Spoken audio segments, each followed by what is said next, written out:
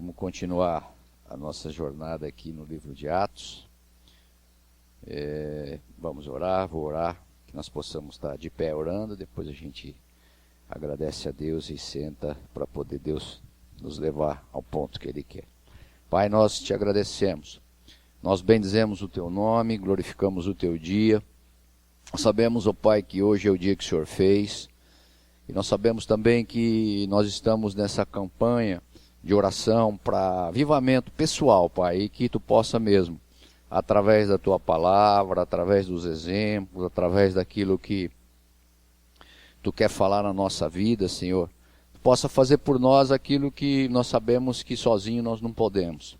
E aquilo que nós sabemos também que sozinhos, ó Pai, nós pegamos caminhos que não são os Teus. Portanto, que o Seu doce Espírito, o Espírito da graça, o Espírito da revelação, o Espírito, Senhor, que muitas vezes, se a gente não tiver uma perseverança, como diz, todo o capítulo fala de perseverança, Senhor, nós possamos perseverar na graça da Tua unção, na graça dos Teus direcionamentos, na graça dos Teus encaminhamentos, ó Pai, e que Tu possa mesmo fazer em nós aquilo que Tu pretende, Senhor, que seja feita a Tua vontade mesmo, que seja feito o Teu direcionamento, porque nós cremos que nós sairemos nesses 21 dias, Senhor, diferentes, nós sairemos melhores. Nós cremos que nós sairemos, ó Pai, com discernimentos em relação ao que Tu pretende para a nossa vida. Honras e glórias a Ti, é o Teu nome. Já somos agradecidos pelo banquete até hoje e sabemos que teremos ainda mais a percorrer nessa jornada, Pai. Glória Te damos, Senhor, hoje e sempre, em nome de Jesus. Amém? Podemos sentar.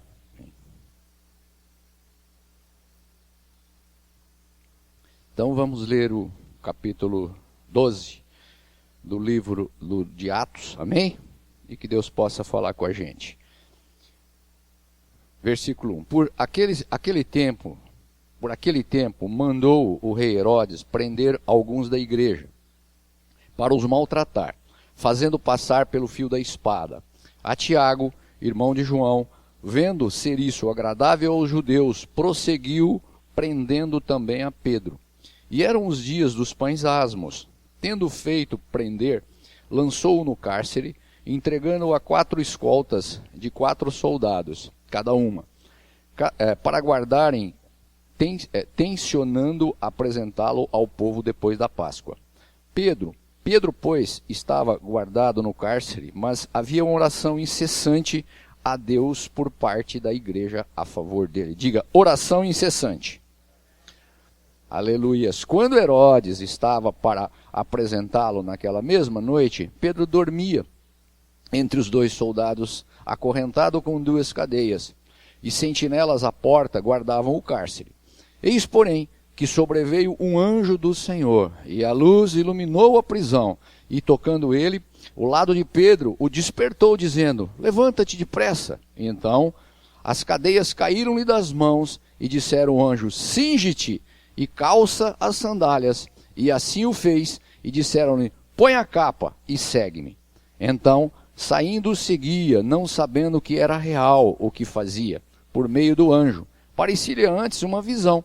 Depois de terem passado a primeira e a segunda sentinela, eles chegaram ao portão de ferro que dava para a cidade, o qual se lhes abriu automaticamente. Diga, abriu automaticamente. E saindo, enveredaram por uma rua, logo adiante, o anjo se apartou dele. Então Pedro, caindo em si, disse, agora sei, verdadeiramente, que o Senhor enviou o seu anjo e me livrou da mão de Herodes e de toda a expectativa do povo judaico. Diga, agora eu sei verdadeiramente.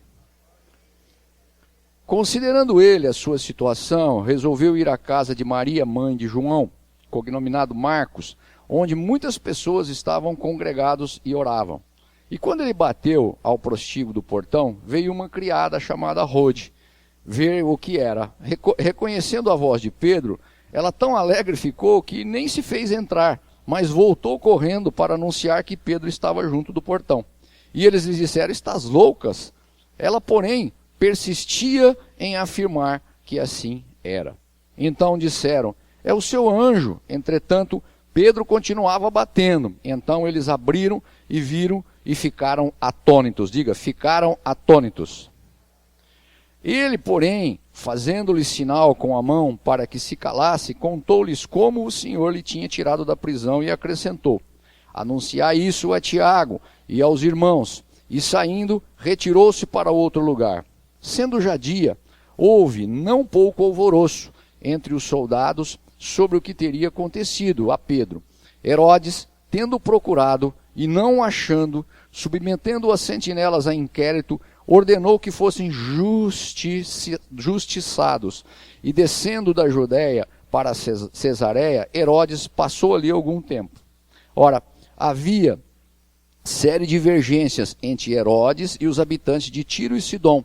Porém, estes, de comum acordo, se apresentaram a ele e, depois de alcançar o favor de Blasto, o camarista do rei, pediram reconciliação, porque a sua terra se abastecia do país do rei.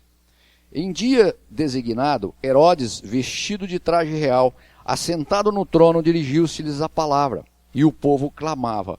E a voz de um Deus minúsculo, e não do homem, no mesmo instante, um anjo do Senhor o feriu, por ele não haver dado glória a Deus, e comido de vermes, expirou.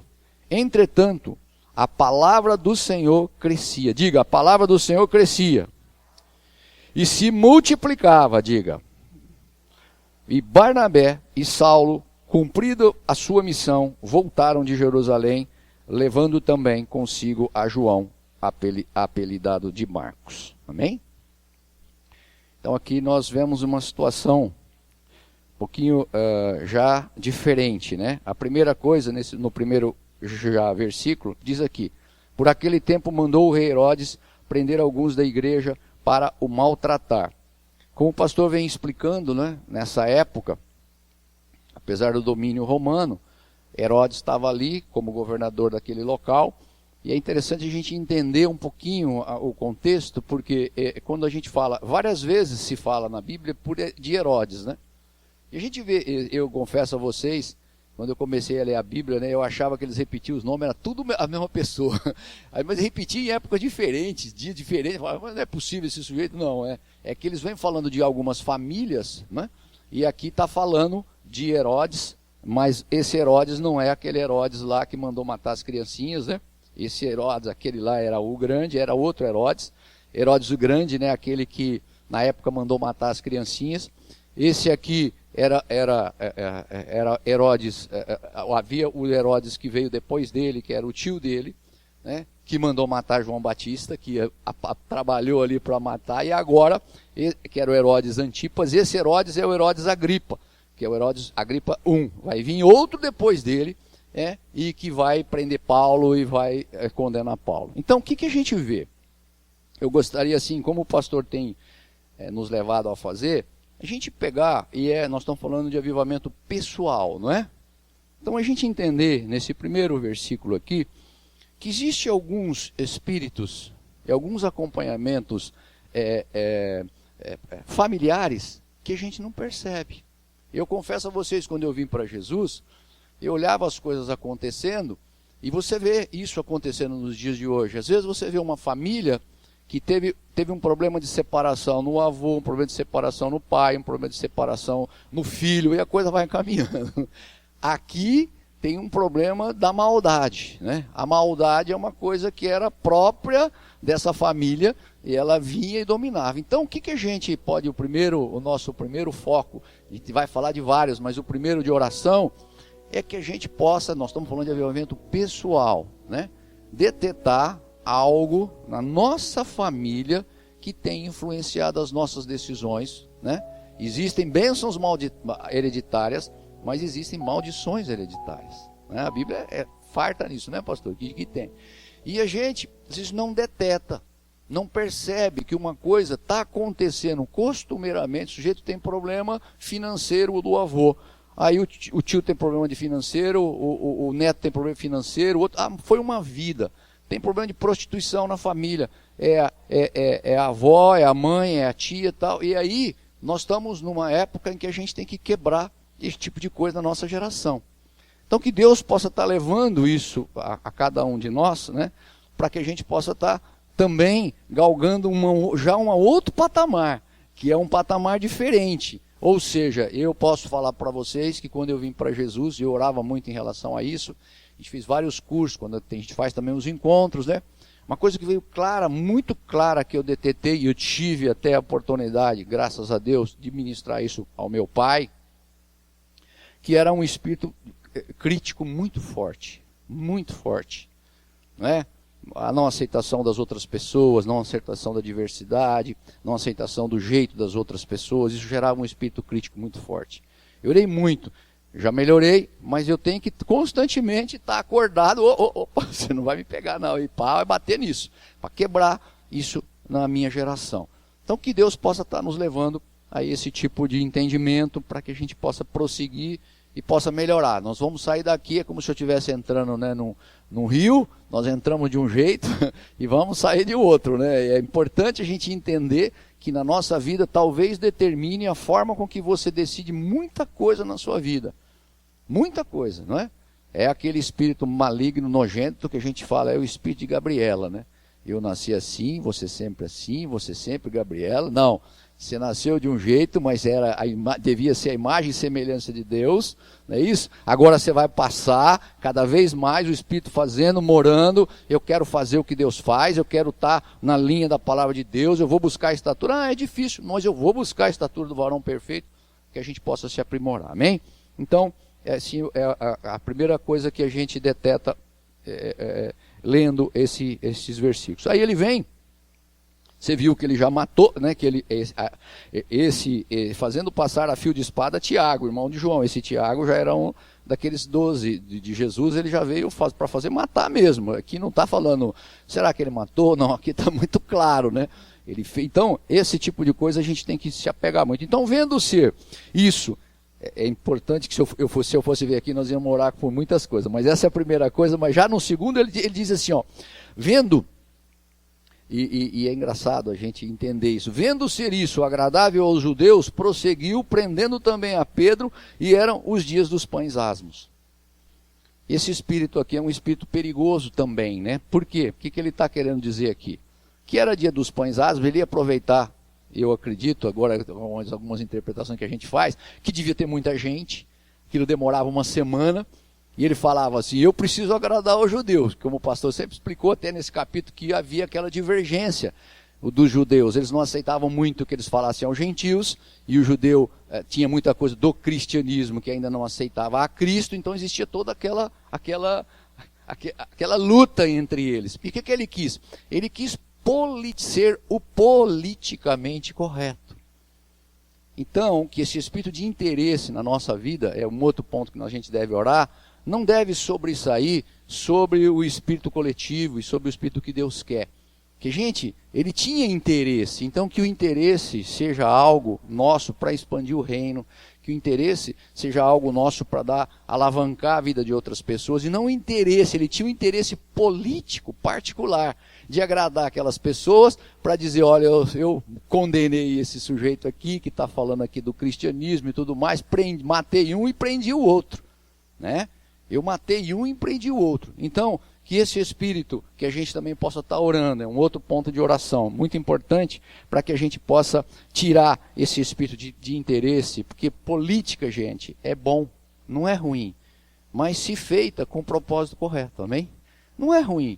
Eu cresci, meu pai falando que política era uma coisa ruim, e por isso que, graças a Deus, eu estou no Evangelho, mas muitas coisas poderiam ter sido feitas na área, eu digo, política também, não é? Mas a gente agora tem que pôr uma nova geração que vai falar as coisas reais. Então, que Deus possa estar trazendo para a gente o que é, mesmo agora, nesse momento em que nós vamos estar agora num período importante da política, que a gente possa estar orando a Deus, como eles faziam aqui, para que homens e mulheres, né, bem intencionados, repreender o espírito de interesse, repreender na nossa vida e na vida daqueles também dos nossos governantes, amém? Porque senão essa coisa se perpetua. Por que você vê tantos filhos, né, e tantos netos, vocês estão vendo aí na política que vem um do outro, é aquele primeiro espírito, que é o espírito de corpo, né?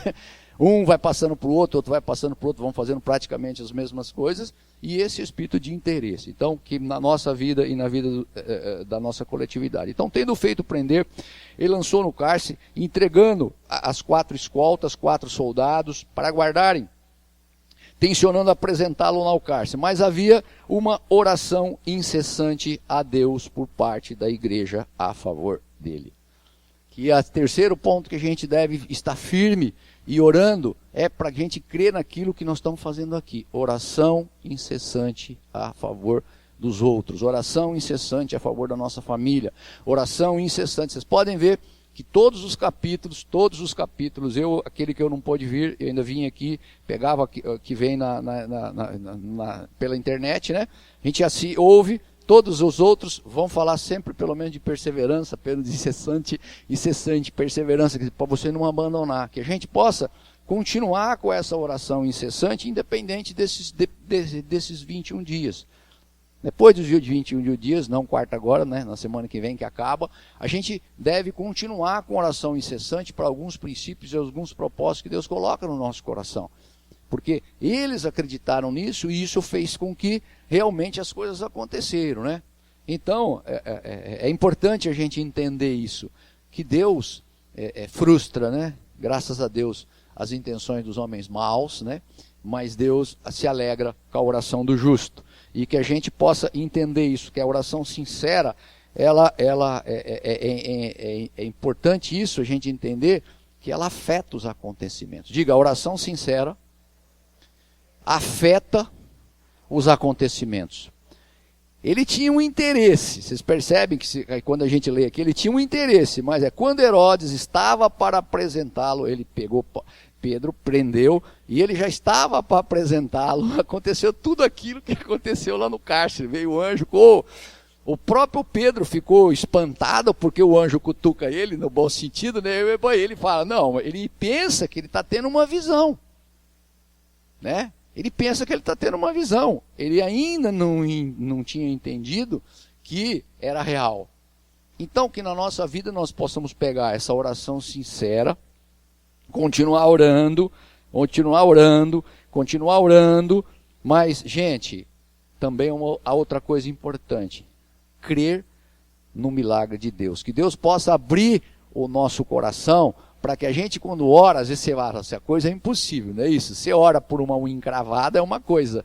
Você ora por um câncer, você começa a olhar e fala, isso é impossível, né? E isso, você percebe que é uma tendência da gente, quando ora por coisas mais simples, achar que a coisa vai acontecer. E quando ora por coisas como aqui, imagina, ele estava lá, muito preso, duro, lógico, um de um lado, outro do outro. Vocês percebem que aqui falava de 4 mais 4, praticamente naquela época, eram 16 pessoas que estavam ali em volta dele. Porque se você viu que os justiceiros que estavam, eram 4 mais 4, você multiplica, dá quase 16 pessoas. E não era uma coisa simples, porque para ele passar por todas aquelas pessoas, na época, o que ia acontecer? Você viu aqui que eles falam depois, senão não vai dar tempo de a gente acabar, mas ele fala assim, que eles foram justiçados, quer dizer que Herodes foi lá, as pessoas que estavam com ele, pela lei daquela época, não é como hoje não, foge 3 presos, lá tem o carcereiro, tem o diretor, tem o chefe da guarita, naquela época matavam-se essas pessoas por ter deixado ele fugir. Então ali, você pode entender que aquelas 16 pessoas que estavam com ele, depois de ter detetado, imagina, chega lá o governador que ele vai apresentar, que ele vai fazer a mídia dele, a graça dele, convoca, né, entre aspas, a reunião para fazer assessoria de imprensa e convoca toda uma reunião com a imprensa coletiva, o jeito falou, o Pedro já sumiu, mas como? E aí fica essa discussão, como se fosse hoje acontecer, né, com imprensa, com tudo, a hora que ele vai mostrar. Então, não era uma coisa simples, era uma coisa complicada, mas que a gente possa mesmo orar com fervor e crer, né, nesse tipo de milagre que pode acontecer, porque quando a gente ora, quando a gente faz, as coisas verdadeiramente acontecem. Então, saindo, Pedro seguia, ele não sabendo que era real lá, ele não sabia que era real, lá já no 6 ele fazia por meio do anjo, parecia antes uma visão, depois ele passou para a primeira, abriu. Aí, olha que interessante que nós falamos, a qual se lhes abriu automaticamente. O que é automático? É engraçado, né? É uma coisa espiritual, mas se a gente crê que as coisas vão acontecer com a oração, automaticamente as coisas vão acontecendo. Então a gente tem que orar com fervor, orar com sinceridade, acreditar no milagre para que esse avivamento faça diferença na nossa vida e vão acontecer as coisas automaticamente. Automaticamente que eu classifico ali é segundo a vontade de Deus. Não é automaticamente segundo a minha vontade, segundo a sua vontade, porque às vezes tem coisa que a gente acha que é automática e não é. Não é a vontade de Deus. Deus não falou nada, não está nem escrito, né? Mas a gente insiste nisso. Então, para que a gente entenda que esse automaticamente pode acontecer verdadeiramente na nossa vida, né? Então, quando Pedro cai em si, ele vai lá, e quando ele acha que é verdade sobre isso, né, o Senhor envia, já saiu, já se livrou, né, e toda aquela expectativa de Herodes para apresentar é frustrada, porque ele não está mais no cárcere, né, e ele vai à casa de Maria, mãe de João, cognominado Marcos, esse João é o João Marcos, né, da Bíblia, onde muitas pessoas estavam congregadas e oravam. Você vê que às vezes você nem imagina que muitas pessoas estão orando. Então, como é importante aqui, quando o pastor pede para reunir, que você reunir com 5 pessoas ou com 4 pessoas, e as pessoas falam dos seus problemas, e que a gente possa interceder por aquelas pessoas. Então, para que um motivo importante da gente orar, é que a gente não fique olhando para o nosso próprio umbigo, né? Ou seja, esse espírito de intercessão venha sobre a nossa vida, para a gente interceder pelas pessoas, interceder pela nossa nação. Então, esse motivo de oração é um motivo importante também, que esse poder da intercessão, muito pode a intercessão. E quando você está orando, de repente, Deus está trabalhando e fazendo com você também. Mas que a gente possa e ele nem percebia, nem sabia, mas isso verdadeiramente estava acontecendo, não é? E aí ele vem, e quando ele bateu, a pessoa também que veio atender, também não acredita que é ele, ela volta. Sabe quando você atende alguém na porta e vai contar para os outros que era uma pessoa, mas larga a pessoa lá na porta? A pessoa bateu, ela foi lá, mas espera, o sujeito, ele pega e continua batendo lá, mas eu estou aqui, né? É verdade, porque mesmo orando, gente, eles estavam orando ali porque tinha alguém preso. Olha como é interessante, ele estava orando porque tinha alguém preso. Mas na hora de você aceitar o milagre, olha como que é importante aquele item que nós falamos sobre você crer no milagre, aceitar o milagre. Eles também não estavam muito crendo que aquilo fosse acontecer dessa forma milagrosa, dessa forma automática. E é interessante isso, quando a gente começa a desenvolver isso, você começa a crer que verdadeiramente aquilo vai acontecer, que verdadeiramente as coisas vão acontecer, que verdadeiramente as coisas vão se posicionar daquela forma. Gente, é difícil, não é fácil você na hora tomar essa consciência e ir de encontro a isso. Não é fácil, porque às vezes é uma coisa que quando você olha, os seus olhos dizem é impossível. O sujeito está preso com 16 pessoas, e você viu que ele passa por, é como se fosse hoje, nessas presídios que você vai, por várias cancelas, né? Ele passa por uma, passa por duas, e ele vai passando a pessoa, acho que não viu, né? Eu creio que deu, ali cegou essas pessoas que estavam, ele foi passando, e a coisa aconteceu. Então, tem muitos milagres que você está orando, as coisas estão acontecendo, Deus está fazendo, mas a gente tem que tomar posse desse processo para que a coisa verdadeiramente aconteça, né? Eles ficam atônitos, eles viram, ficaram atônitos, eles porém fazendo um sinal com a mão. Contou-lhes, aí ele vai e conta o que aconteceu, né? Pedro conta para eles o que aconteceu. Como é importante para você fortalecer a fé das pessoas, a gente ter um testemunho. Diga, testemunho. Orar para que na vida da gente, né? Ainda o pastor falou sobre isso na pregação, que a gente tem essa voluntariedade de estar testemunhando, essa voluntariedade de estar colocando o pé, essa voluntariedade de estar contando para a pessoa depois que aconteceu, né? Parece simples, mas é uma coisa difícil, porque às vezes você vai falar para pessoas que não têm o mesmo... Você meio que divide quem crê e quem não crê. Você acha que a pessoa não crê e você não vai falar. Não, eu acho que a nossa obrigação é testemunhar, né? Testemunhar, falar verdadeiramente, quer dizer, crer no milagre, e lá então, saber que esse espírito familiar existe, vai nos livrar, Deus vai dar a graça de saber, retirar da gente esse espírito de interesse, fazer uma oração sincera, mas crer no milagre, né? Porque isso e dar o testemunho, quando o milagre vem, dá o testemunho. Isso é importante. E aí Deus vai fazer por nós aquilo que nós nem sabemos e da forma que nós nem imaginamos. E é assim que funciona, né? Eu tenho algumas experiências na minha vida cristã, que quando às vezes as pessoas olham e você deixa muito se influenciar por algumas pessoas, você mesmo fica fragilizado e não crê naquele milagre. Mas por isso que você tem que conversar com Deus, o Espírito vem, encontra no teu coração, e quando dá, você vai e faz. E é impressionante como as coisas acontecem, né? Eu tive um fato, rapidinho, 2 minutos, porque nós estamos acabando. Eu tive um fato, eu nunca me esqueço, nós fomos viajar, eu já contei isso.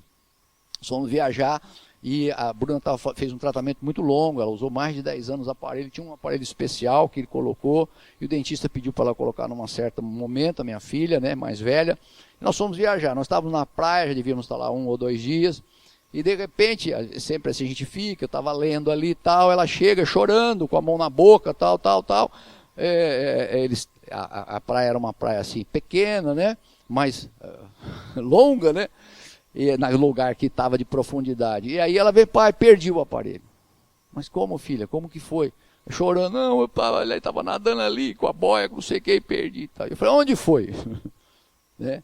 Ela falou, foi ali, e apontou aquele marzão. Quando eu olhei para aquele marzão, misericórdia, olha o tamanho do mar aqui. Já tinha passado uns 5, 10 minutos, né? E eu fui sozinho. É engraçado, eu fui sozinho. Quando eu fui sozinho, fui entrando sozinho assim. A Nilza ainda falou, onde você vai? Eu falei, eu vou orar um pouquinho. Fui, passei por esse lado, passei desse lado. Alguma coisa muito forte dizia para mim, entra no mar. Entra no mar. Eu entrei no mar, né? Eu entrei no mar, já estava dando assim, aqui, né? O lugar que você sabe como é mar, que ela bate para cá, bate para lá. Estava dando aqui, eu fiquei ali orando, andando assim, né? Orando. Andava nesse sentido, andava nesse sentido, orava. De repente, eu sinto um negócio no meu pé. Eu falei, não pode ser isso.